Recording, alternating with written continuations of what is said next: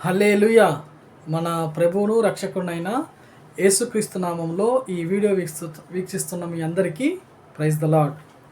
ఈరోజు మనము ఈ యొక్క లెంట్ డేస్లో 19th డేలోకి మనము వచ్చున్నాం. 19వ రోజుకి మనము వచ్చున్నాం.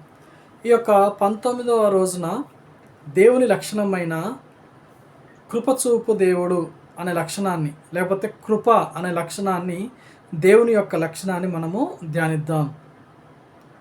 నిర్గమకాండము 34వ అధ్యాయము 6వ వచనంలో దేవుడు ఆ యొక్క సీనాయి కొండ మీద మోషేతో మాట్లాడుతూ, మోషే ఎదుట తను తాను ప్రత్యక్షపరచుకుంటూ ఆయన చూపించిన మరొక లక్షణం ఏంటి అంటే కృప చూపించే దేవుడు.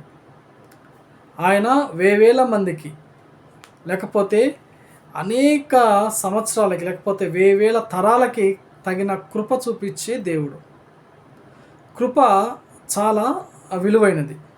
ఎంత విలువైంది అంటే కృప ఎలాంటిదో మనకు అర్థం చేసుకోవడానికి ఒక చిన్న ఎగ్జాంపుల్ చూస్తే, ఒక ఊర్లో ఒక దొంగ ఏదైనా దొంగతనం చేసి పట్టుబడ్డాడు అనుకోండి, అతని మీద జాలిపడి అతన్ని విడిచిపెడతారు. అది జాలి, లేదా దయ తలచి పోరా అని చెప్పేసి వదిలేస్తారు. అది దయ. అలా కాకుండా అతన్ని విడిచిపెట్టడమే కాకుండా అతనికి కొంత సొమ్మిచ్చి, ఈసారి ఎప్పుడు నువ్వు దొంగతనం చేయొద్దు, ఈ డబ్బుతో నువ్వు ఏదన్నా వ్యాపారం చేసుకుని బ్రతుకు అని చెప్పి తిరిగి మళ్ళీ అతనికి డబ్బులు ఇచ్చి పంపిస్తామే, అదే కృప. అంటే దేనికి నోచుకోని వ్యక్తికి అది ఇవ్వడమే దాన్ని కృప అంటారు.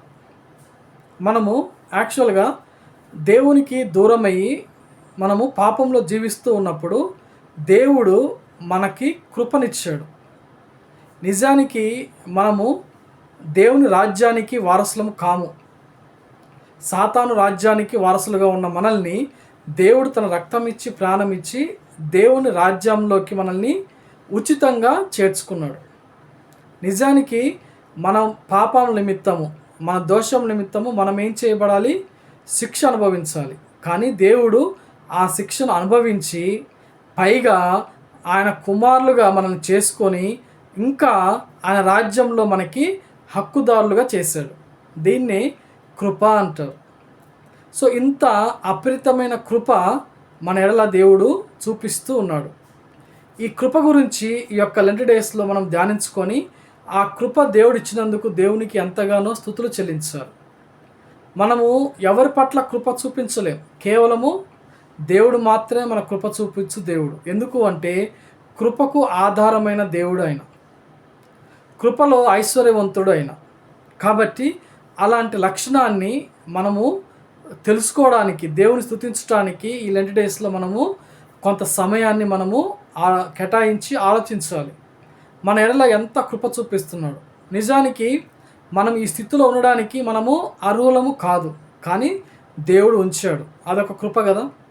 నిజానికి మనము ఎప్పుడో ఎక్కడో నశించిపోయే వాళ్ళం, కానీ అలా లేకుండా దేవుడు మనల్ని కాచి కాపాడి బ్రతికించాడు. ఇదొక కృప కదా. నిజానికి మనము ఈ స్థితిలో ఉండకూడదు, కానీ ఈ స్థితిలో ఉంచాడు. దేవుని కృప కదా. నిజానికి మన యొక్క పరిస్థితులు కావచ్చు, మన కుటుంబ పరిస్థితులు కావచ్చు, లేకపోతే మన సమస్తము ఇంతటిగా ఉండేది కాదు, కానీ దేవుడు ఇచ్చాడు. కృప కదా. ఇలా ప్రతీది మనం చేసుకుంటూ పోతే మన జీవితంలో ప్రతీది కేవలం దేవుని కృప మీదనే మనకి దేవుడు అనుగ్రహిస్తున్నాడు. కానీ మనం ఏమనుకుంటామంటే, నేను చేసిన మంచితనం వల్ల, నేనేదో దేవునికి చేసినందుకు దేవుడు నాకు ప్రతిఫలం ఇస్తున్నాడు, నేనేదో మంచోని కాబట్టి దేవుడు నాకు ప్రతిఫలం ఇస్తున్నాడు, నేను ఇతరులకి సహాయం చేస్తున్నాను కాబట్టి దేవుడు నాకు ఇస్తున్నాడు, లేకపోతే నేను ఇంకోటి చేస్తున్నానని చెప్పి మనం ఏమనుకుంటామంటే, మనము చేసిన పనులను బట్టి మన సొంత శక్తి ద్వారా దేవుని కృపను పొందుకుంటున్నామని అనుకుంటున్నాం, కానీ కానే కాదు. మన ప్రమేయం ఏమీ లేకుండా అనుదినము దేవుడు మన ఎడల కృప చూపుతున్నాడు.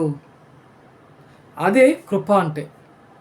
మనం ఏమి ఇవ్వకపోయినా మనకి సమస్తాన్ని ఇచ్చి, జ్ఞానం ఇచ్చి, మనకు మంచి ఆయుష్ని ఇచ్చి నడిపిస్తున్న దేవుడు అంటే కేవలం అది దేవుని కృప మాత్రమే.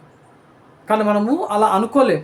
ఎందుకు అంటే, నేను ప్రార్థన చేశాను కాబట్టి, లేదా నేను ఇదిగో ఈ విధంగా సహాయం చేశాను కాబట్టి, ఇదిగో నేను ఈ విధంగా పని చేశాను కాబట్టి నాకు ఇది వస్తుంది అనుకుంటాం. కానీ ఈ లోకంలో ప్రతిదీ దేవుడు మనకు సిద్ధపరుస్తున్నాడంటే కేవలం ఆయన మన మీద ఉన్న కృప మాత్రమే. అది మనము తెలుసుకోవాలి. ఈ యొక్క లెంట్ డేస్లో అది తెలుసుకొని మనము దేవునికి ఎంతగానో కృతజ్ఞులుగా మనము జీవించాలి. ఈ లెంట్ డేస్లో ఆ దేవుని లక్షణాన్ని మనము ఏ విధంగా చూస్తున్నామో మనం గమనించుకోవాలి. ఎప్పుడన్నా ఆలోచించాలా దేవుని కృప మన ఎడల ఎంత ఉన్నతంగా ఉందో? ఏ రోజన్నా కొంత సమయం గడిపారా? మన సొంత ఆలోచనలు, మన సొంత లేకపోతే తలంపు, లేకపోతే మనం దేవుణ్ణి అడిగేవి, లేకపోతే ఇవన్నీ పక్కన పెట్టి మన జీవితంలో చిన్నప్పటి నుంచి ఇప్పటి వరకు చేసిన ప్రతి మేలులో దేవుని కృపను తలంచుకుంటే నిజంగా మనము దేవుణ్ణి ఎంతగా ఆరాధిస్తాము.